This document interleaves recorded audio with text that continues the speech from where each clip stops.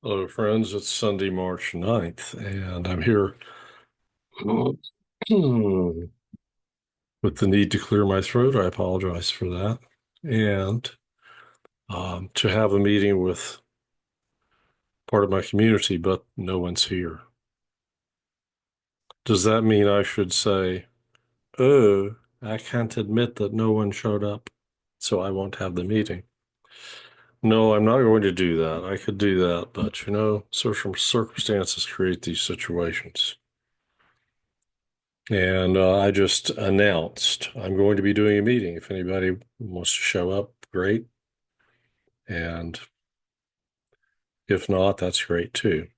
Now, the so-called community, what I consider a community, that I invited members of, didn't include my Substack subscribers, so I apologize for that. There are people on an email list, which I don't advertise. It's a group of people I've been broadcasting to and conversing with for a while. Some of them are more engaged, of course, and others are passive, and there are probably some that didn't want to hurt my feelings by saying unsubscribe me, please, and are just ignoring my messages or sending them to trash because the harsh reality is that you get that, it doesn't matter whether you have a newsletter or I mean, if it's a free newsletter, and this is free, I'm not charging for it. Now, there's also, of course, the reality that there are some people who would pay for to hear from me and hear my views on things, and they consider me insightful and perceptive. And there are others who probably dislike my opinions and disagree with me and don't want to hear from me because it, you know, rubs them the wrong way. Now, of course, I have my tastes as well. There are people I want to hear from that I enjoy their points of view, or most of them. And there are people that I would consider a waste of my time. So speaking of which, I don't know where I want to go with this, which is turning out, of course, to be a monologue. But I will just take note of a couple of things. I'm in the process of writing an article for Substack, which will probably go behind the paywall. Subscribers, paid subscribers only will get it, and there's one of those at the moment. The rest can subscribe if they want to see it. And it's a little bit off topic in a sense, but not really, because nothing is off topic. Why do I say that? Well, I consider the grand hopper of, bring me subject matter is I consider that it embraces life, my life on planet Earth at this point in time. And I'm going to turn my video off for a second here.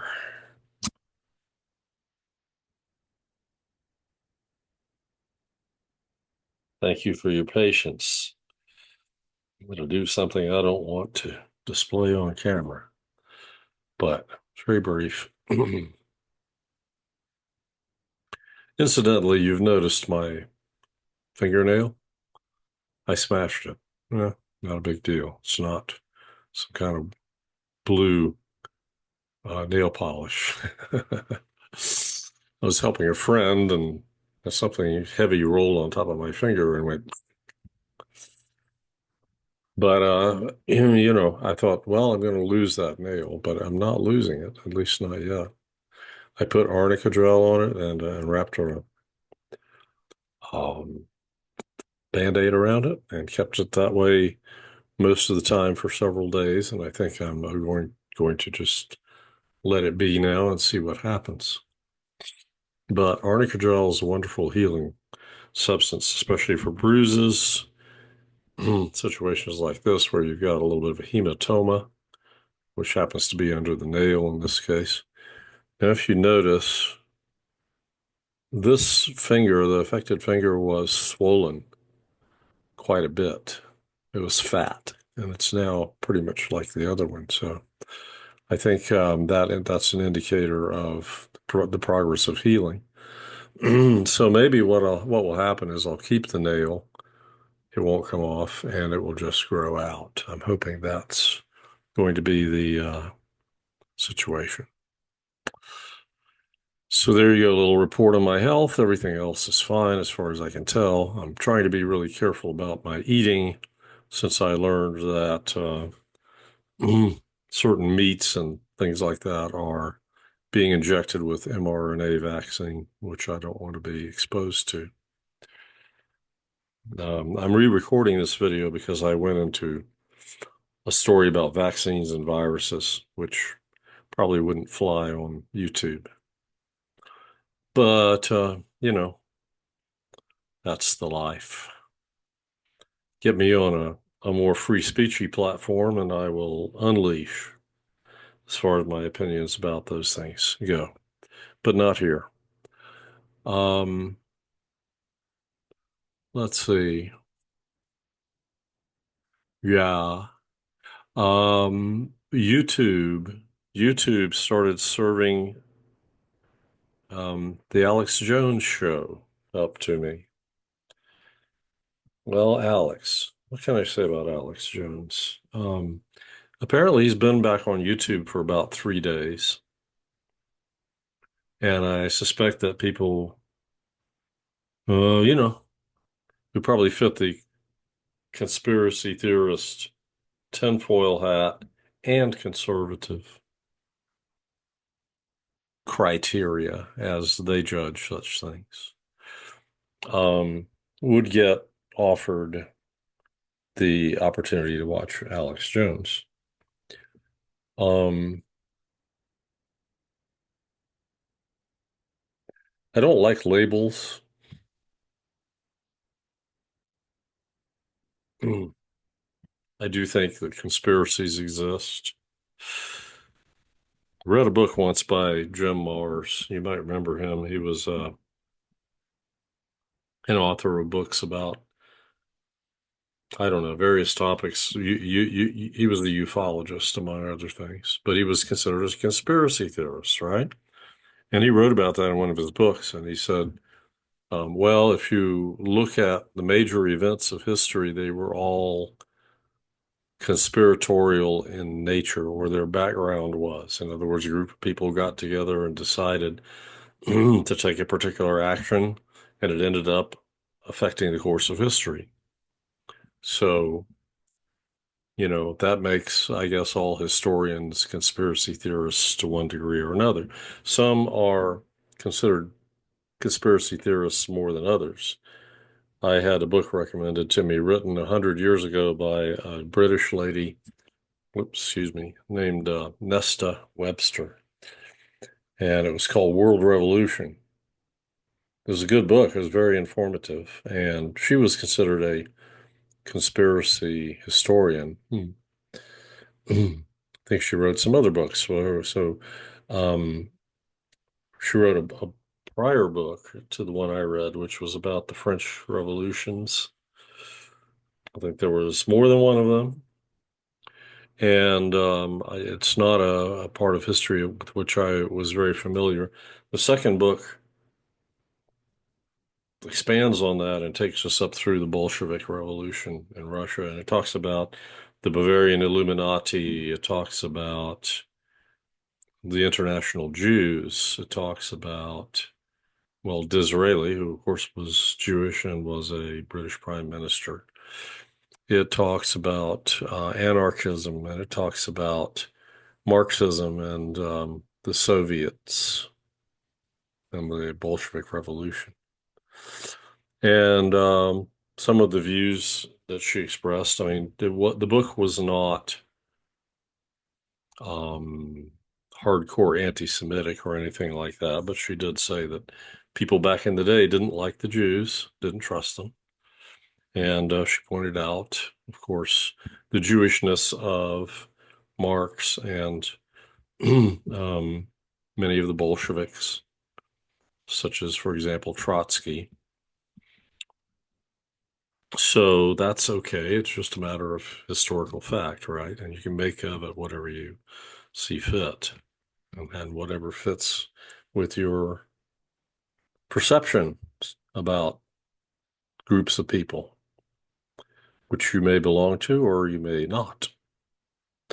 So anyway, I think it's a worthy book. You know, it's like any other book. Read it with a grain of salt. But I found it very informative, and I think one day I will go back and read it again because it was like being dumped in a vat of unfamiliar. So, given that I do, you know, of course, I've heard of the Bolshevik Revolution, I know a little bit about it, heard of some other revolutions, right? Know a little bit about them, but this is like, here are a lot of gory details, and these are the names of characters and what they did who are not necessarily, it's way beyond the history that one is typically taught in school, unless one wants to major in history. Let's say world history, right? Or European history in particular. So that's a book that I actually recommend. And this brings me to a point, which is like, what books would I recommend to people who want to get into the disclosure integration rabbit hole? They want to go down that rabbit hole. Well, Elena Danon's books, Dr. Sala's books about JP and other matters. He's got quite a few books, which he's written, which I have a lot of confidence that they are, you know, substantive and accurate. Books by Tony Rodriguez, of which there are three, one about remote viewing and two about his experiences in the secret space program. And I think he's writing a third along the latter lines, in which he proposes to present evidence that what he says happened to him and he remembers having happened to him actually did happen. Radu Cenemar's books. Radu Cenemar is a Romanian author, and he writes about an installation that exists in Romania beneath what is known as the Romanian Sphinx, which is a sphinx-like figure on top of a mountain in the Bucegi Mountains in Romania. And apparently what exists underneath it, under a hemispherical frequency shield, is a very ancient laboratory that's been estimated to be somewhere between 50,000 and maybe 400,000 years old. And it's been identified as an Anunnaki laboratory. And it's not the only one that's buried on Earth. And of course, there are other things that are buried on Earth or said to be by our informers, such as Elena and JP and others. Okay, so there are enormous space arcs, these very, very large ships that are designed to carry and maintain many people and animals and plants and things like that. And they were used in times past to ensure the continuity of life on this planet in times of, planetary disaster. And that's what they're there for. And, Earth is, and the solar system, this is not the only star system that has them.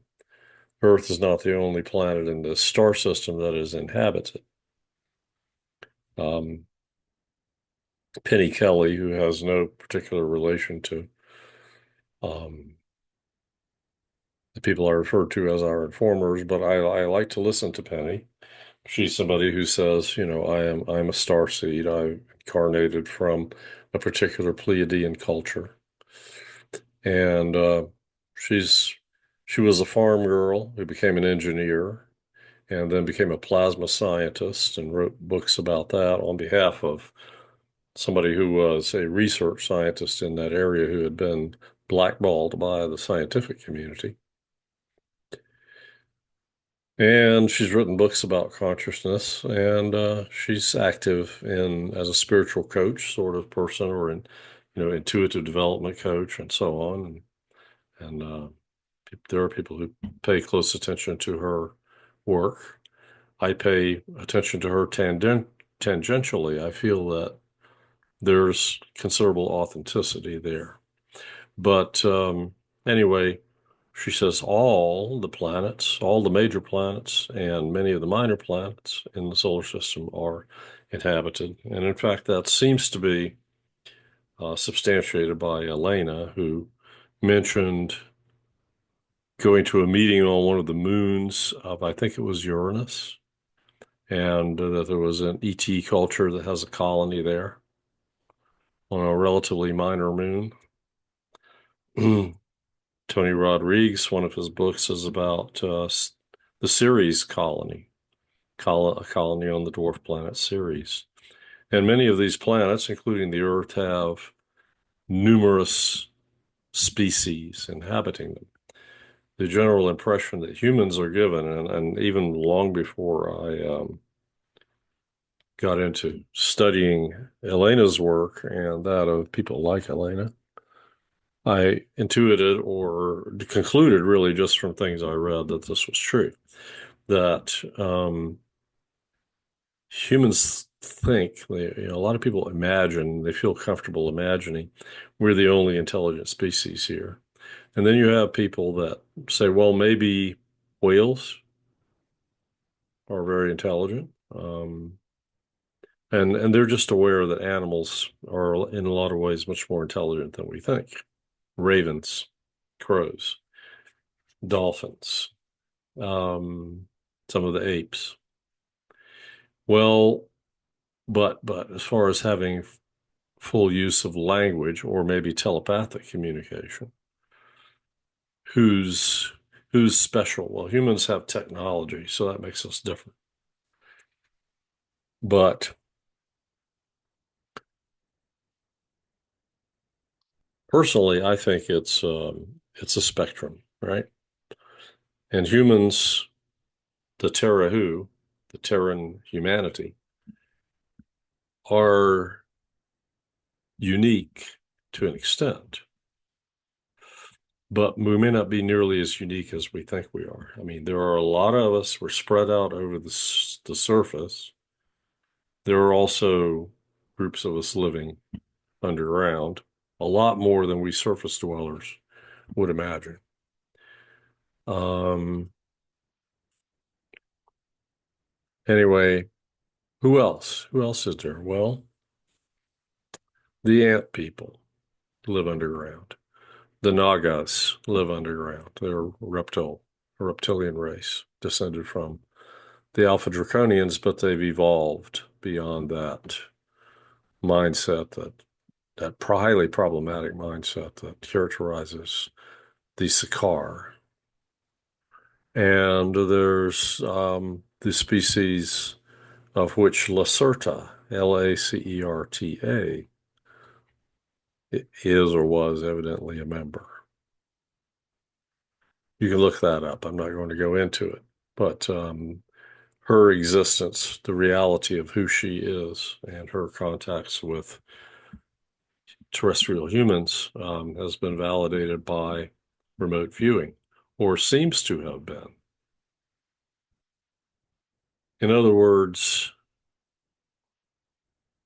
well, it's a little bit unclear sometimes with remote viewing because let's say you're targeted with, the target that you're given, so just a number, but it's associated with this narrative of contact between a reptilian from underground, young female reptilian who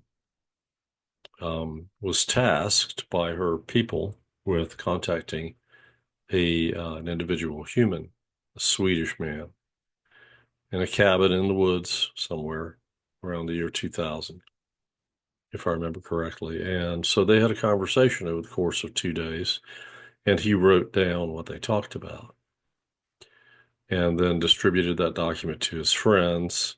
And he didn't intend for it to be published and become common knowledge, but it's available. So, you can read it, see what you think of it. But anyway, the tasking was done, and the road viewers came up with information about her and even had a conversation with her in via the means of remote viewing. So, in other words, but maybe it was back in 1990. I think it was further back, 1990. Anyway, whenever it was in the past, and it wasn't part of the same conversation with the human individual, but they had a conversation with her in which she was aware that she was being remote viewed and responded to them. And basically, they interviewed her. Now, was that real?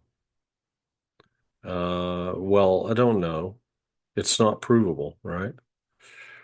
It could have been a flight of imagination of some kind, or it could have been a scenario by which they were extracting information. That was true.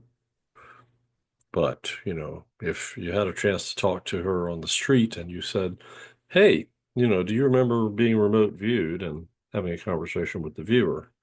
And she might say, nope, not at all. So these things are all unknowable because they're unprovable, right? Anyway, there are apparently 14 species here other than us who are thinking, like they have advanced thinking. They either have conscious abilities or technological abilities that are comparable to ours, maybe even beyond what we've developed at this point. And they have highly developed social structures.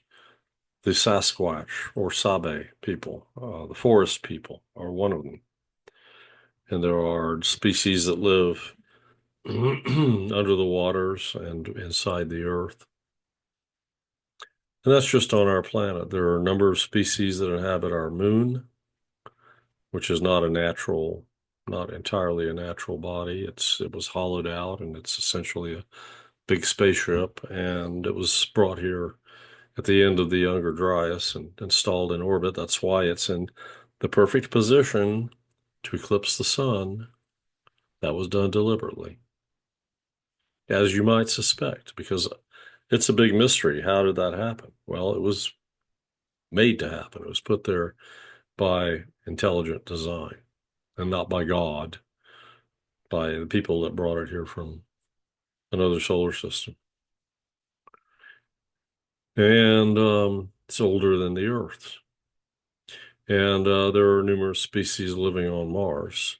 And there are probably, apparently, according to some narratives anyway, more than one species living on Venus, although most of the Venusians we've had contact with are human. It's a Pleiadian outpost. It's not considered a colony, but it's an outpost. And I think humans from Earth will have a colony there in the not too distant future. We might colonize floating cities in the atmosphere of Venus. So, just rambling a bit, right? But the point is that there are lots of people who are not people like us living on the Earth, and there are ETs who have colonies here, the tall whites. There are some of them that live here. Alpha Centaurians, people from Sirius, the Sirius system, um, and so on and so forth. And some of those folks live and walk among us. Some of them are prominent people. I'm not going to go into who they are here. I mean, I could, but I won't. But some of the people closely associated with the Trump administration are not from Earth originally. So, I know somebody who's not from Earth originally, or at least I've met that person and had a couple of fairly lengthy conversations with him. So you see, all of this is very, very real, and I'm here to make that. I'm part of the movement to make that commonplace, to have people like you, whoever you are, and you're probably somewhere on the spectrum from, well, I'm at least entertaining the notion that it might be real to, yeah, I totally believe it's real and it's part of my view of reality, my understanding of the world. That's where I am.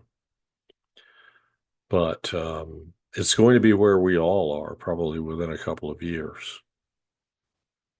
Or if we're not, then we're just going to be saying, well, I believe that even though the governments acknowledge that these off-planet people exist, that some of them are here, walking among us, living among us, working among us, trying to help us. Um, and the majority of people, of the public, are starting to believe it, although many of them probably don't care very much. But there'll be people who resist it and they'll say, I don't believe it. Or if it's true, I don't want to know anything about it. But I'm not here to convert people. But for those that are not necessarily in principle resistant to the idea, but they're having a little bit of trouble accommodating it mentally and emotionally and acclimating themselves to it. I'm very well acclimated to it. I totally embrace it. Okay.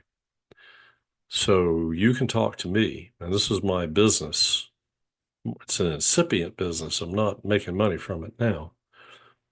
But, you know, I'm going to be essentially a coach, helping people get well adjusted to the idea, embracing it, living in the new world that we're entering, in which we'll be interacting with people from all over the galaxy.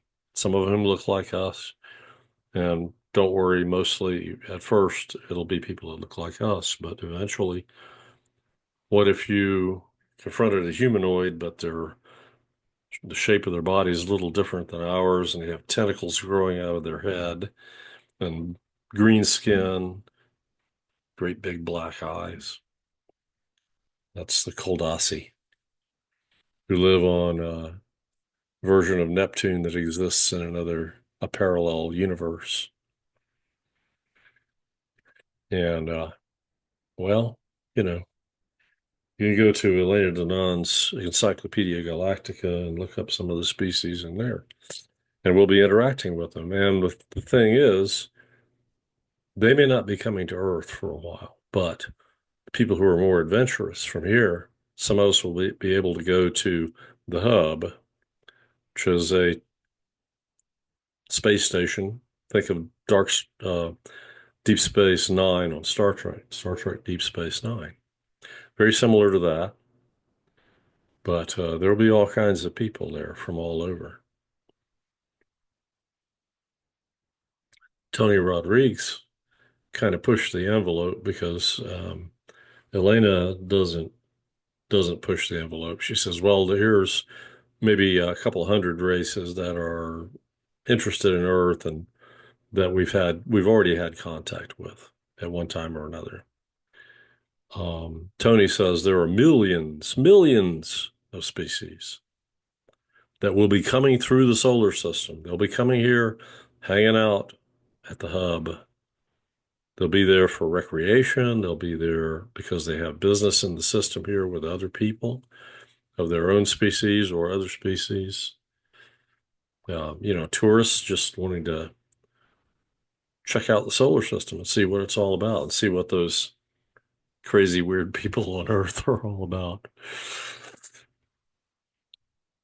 This is the new world we're entering. And when will I stop being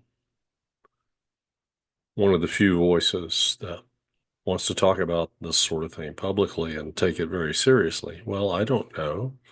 Maybe by 2030, maybe I'm, 5 years ahead of my time. But I want to be positioned so that I can be of service. That's the main thing. And let's imagine, this is a little redundant of things I've said elsewhere, but you know, Elena's said a lot of things more than once, and one just needs to. But suppose the opportunity comes along to have rejuvenation. So my body's 71 years old, but what if it could be like 21 again? I wouldn't mind being regressed 50 years physically, keeping the wisdom of age, okay, and the benefits of all my life experience. And, maybe there's another career ahead of me, not just the one that I have in mind now, the so-called Disclosure Integration Facilitator and coach role, but maybe I could get into exopolitics. Maybe I could end up traveling around the galaxy and meeting some of these very, very interesting people that Elena talks about and other species. Don't know. Maybe if I get regressed back to the prime of life, I can get some military training. It's not something I've ever really wanted, but let's say if I got into exopolitics and I was going to be traveling around, maybe I'd want to have more capabilities to defend myself in case I fell into a situation where the people around me were not all my friends. I don't know. I don't know what diplomats and envoys and emissaries, what kind of training they necessarily have. I think most of it would have to be more in terms of psychology and mental and emotional fortitude rather than physical ninja capabilities. But whatever it is, I would probably be willing to subject myself to the necessary training.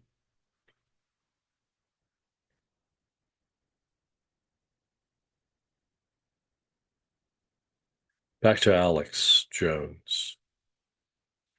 My opinion of Alex Jones over the years has evolved, and it really didn't evolve very much. It's like I knew of him and I would occasionally listen to him, but back in the day, some years ago, I didn't think extremely highly of him, but he seems to be, well, he seems to care and he seems to have his head on straight and have good intentions. So he's well informed, he has good intentions. He has a certain amount of charisma and power in terms of being an influencer. Um, I think he's a good source of insight into certain matters. So, um, I'll probably be more open to listening to him. And he may become one of my primary sources rather than, say, Fox News and, interviews with people like Scott Ritter. I like Scott Ritter. And some of you people, who are listening to this, yeah, I know we may have different opinions. That's okay.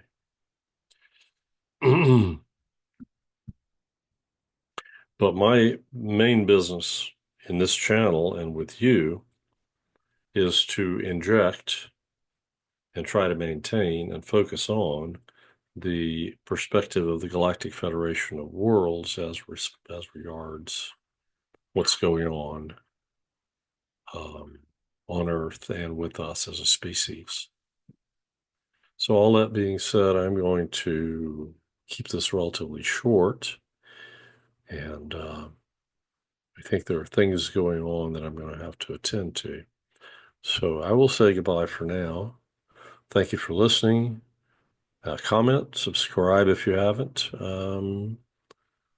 Like the video if you liked it. You don't have to say, I totally agree with you, but if you see value in it, I would appreciate a like because it will help me grow this channel. So, all right, with those thoughts in mind, I will give you a little wave and a smile and say goodbye.